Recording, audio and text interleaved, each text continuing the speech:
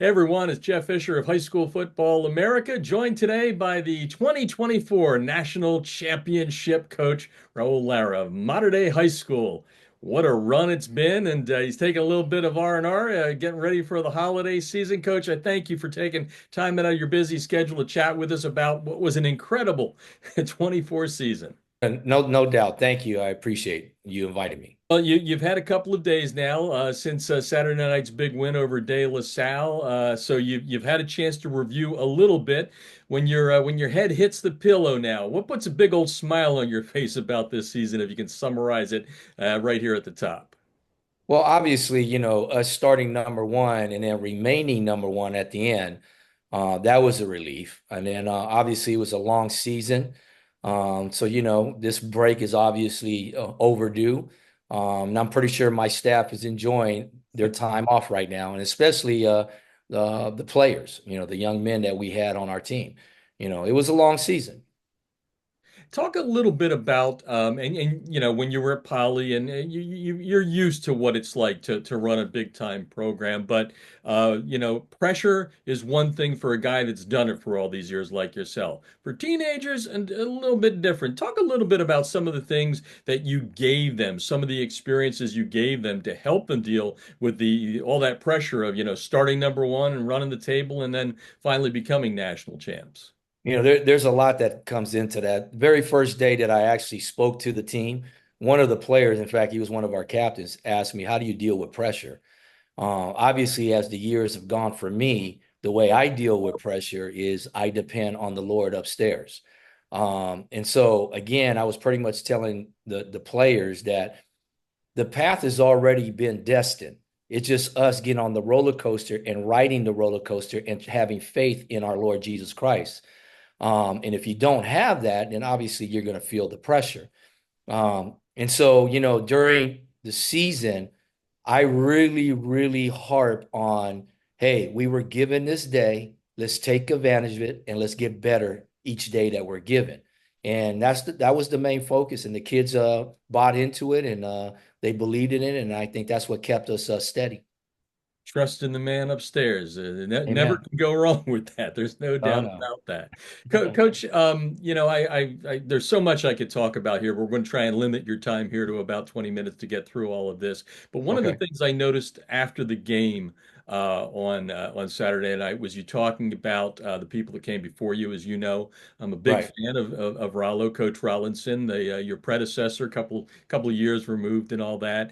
And obviously, it takes a big administration, a good administration to help you out a little bit. I'm going to ask you to do the same thing here. How important was it for you in year one to have guys like Rollo and an administration that said, "Hey, coach, here you go. Here's what we like to do," and then add your touches to it? Well, obviously for me, this is the first time I stepped into to a program that's already been seriously established, and then me taking over. And so obviously this group was created by Rollinson, Frank, and Pat Dubar. Them are the three guys that brought this group together. And so when I stepped into the limelight or as the head coach, really for me was like, okay, let me try to make it comfortable for everybody, the coaches, the players, everybody here, and then just, give it structure. And that's what ended up happening. The kids loved what I was doing. Obviously, the coaches loved it, and everything pretty much stayed the same. It's just we had a structure. They understood that they were going to be held accountable for a lot of things that in the past they weren't. And I know for a fact that the kids, I would say about 90% of the kids came into my office after the first week and pretty much just congratulated me and thanked me for coming in and making the changes that has been implemented. And then you had that 10%, 15% of kids that's still kind of reading you. And then as the year progressed and as we gotten closer to the championships, I think, pretty much all of them have bought in because you can see the changes in them and what have they learned and stuff. And then just hearing them speak to other media people and say, hey, this is what I learned from Coach Lara. And to me, that's pretty rewarding. Yeah, no doubt about it. Thanks to the internet, I had a chance to keep up with you guys on quite a few of the games, your big games against your arch rival Bosco, and then of course Mhm. Saturday night and some of the other ones there in the Trinity League. Obviously, you're no stranger to a tough schedule from what you used to do when you were at Poly. Mhm. Is there any way to put into words the difference between then and the Trinity League now? That gauntlet, the meat grinder, as Bruce used to call it. Well, I think the only difference is this, and it's a big difference. Both schools in the preseason, we try to play the top teams. But then when we got into league at Poly, it gave me an opportunity to play more younger guys to Hmm. get them ready for the playoffs. Well, when we finished our preseason games this year, we're going into the Trinity League, which is one of the best leagues in America. It might even be the best. Yeah, I And think it is. and so it's really hard to have that mentality. Okay, we're going to play our younger kids. So what we did is pretty much try to keep everybody as much healthy as possible because that's key when you're playing big time schools. And grace of God that a lot of kids were pretty healthy. I mean, there was a couple that got banged up. We lost Chris Henry early, which was big loss. But other kids were able to step in and play that role. Well, I get a chance at this time of year to talk to coaches like yourself that are coming off of championships. I'd love to give you 30 minutes and give every kid's name an Yeah. opportunity to be heard out there. Obviously, we can't do that, but I would like you to take a little bit of time to talk a little bit about some of the kids that played key roles in the leadership side, and maybe a kid or two that you think really stepped up and overperformed expectations in 2024. Well, if you talk about this team, you kind of look at the season, everybody's going to talk about how phenomenal the defense was. Yeah. The defense was outstanding. Again, at Long Beach Poly, I had some great defenses too. But just seeing Nazir come off the edge as quick as possible, Tomo just being dominant up front, Simi being dominant up front, and then you got Sean Scott, and then you got DJ also on the other side of Nazir. And then you got Abdul, you got Sua. I mean, I can go on and on. The secondary, one of the toughest guys. I mean, both corners are going to major colleges, Darius and Chuck. And so it's pretty neat seeing that defensive side play and how remarkable they're able to make plays and turn a game around.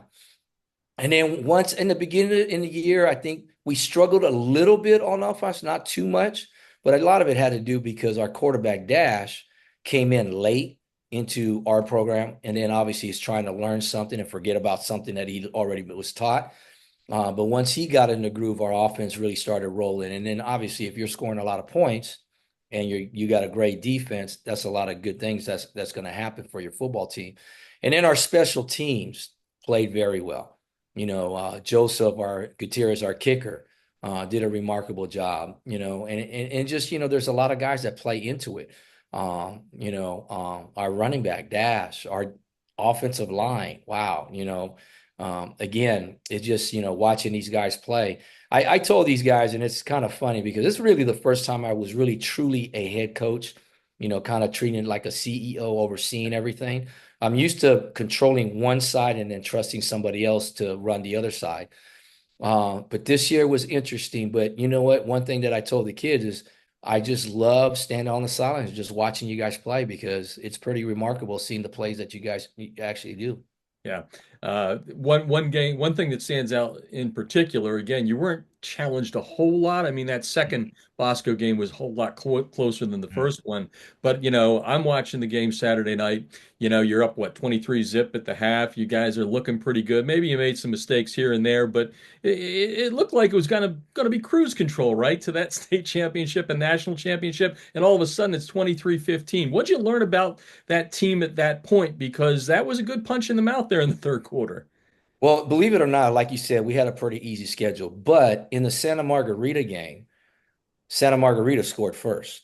And that was Mhm. the first time that happened this year. And just seeing the sidelines kind of fall apart a little bit. And so we talked about that, obviously, when we went back to practice on Monday. And it's like, guys, you guys got to trust the process. You got to, understand your brotherhood, trust your brother that's next to you, trust the coaches, and just get ready to make plans. Then the next game or a couple of games later against Orange Lutheran did the same thing. They scored first.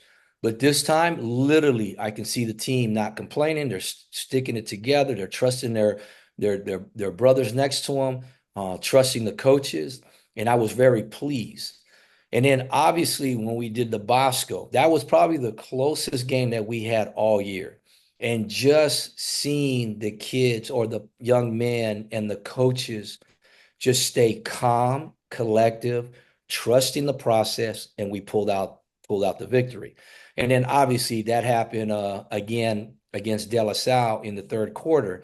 But again, never seen my kids really freak out. Never seen the coaches freaking out. It's just keeping their composure. So if anything, I think that was kind of neat for me to see as a head coach, the growth on trusting each other, trusting the brotherhood, and getting these victories.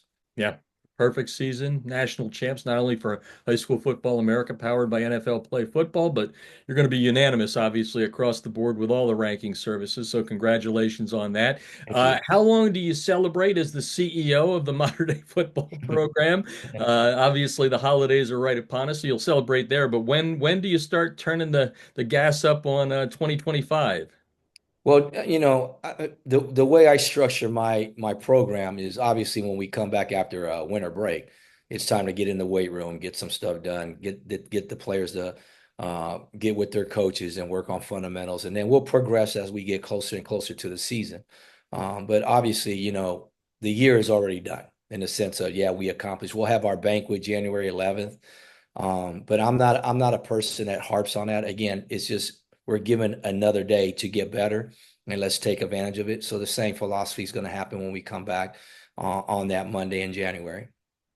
And, maybe the hardest job, aside from making sure that the kids are in the weight room, hitting the Mhm. books and getting all that stuff, going into to spring and fall. But it's been difficult. And I know Rollo and I used to talk about this, trying to get somebody outside of the Trinity League. You've got to fill 5 games. You didn't get there this year. You had 4 out of the 5. I mean, I don't know, you didn't have to do much of that last year, but going into this year, I mean, do you have a kind of a game plan on how to try and figure out a non-league schedule? Yeah, we already been working on it. Right now, we still have 0 week open. We're trying. One of my assistant coaches is trying to create a classic here in Santa Ana or in California. So we're trying to bring some teams over, and we're thinking about week 0 do a classic here locally. The second week we've been invited to the Nike Classic, so that we haven't been told who we're playing, but we're eventually committed to that, and we'll see who they actually match us up with. With the third week and the fifth week, we're waiting for Bishop Gorman to decide which week they want to play. Apparently, they're having some league issues, figuring out their league schedule and everything. So they're trying to see which works best for them. And then once we find out, that's where we don't know, okay, which team we need to find out another team. But there have been some teams that have reached out to us.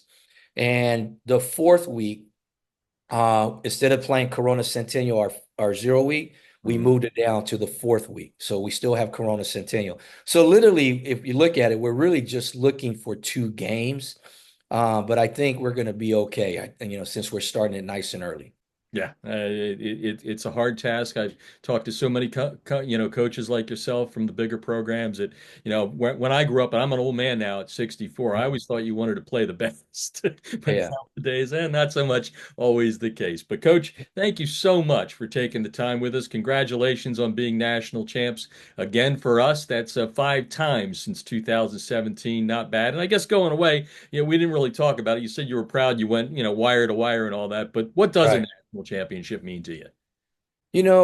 Honestly, I'm a type of coach that I like what we do on the field, what we can control. So obviously, what can we control? League champions, which is Trinity League. What can we control? CIF championship, and then a state championship. This national championship, and I said the same thing at Poly. It's voted, so it's kind of like everybody kind of votes on it. Yeah, it's earned, but again, it's just something that people vote on, and then they give it to you. I like taking care of business on the field. And so, as you know, so I don't get too caught up on that. Obviously, we are honored that we are considered the number one team in the country.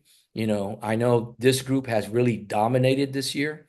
In fact, I think there's hasn't been a group that's dominated in one season like they have in a long time.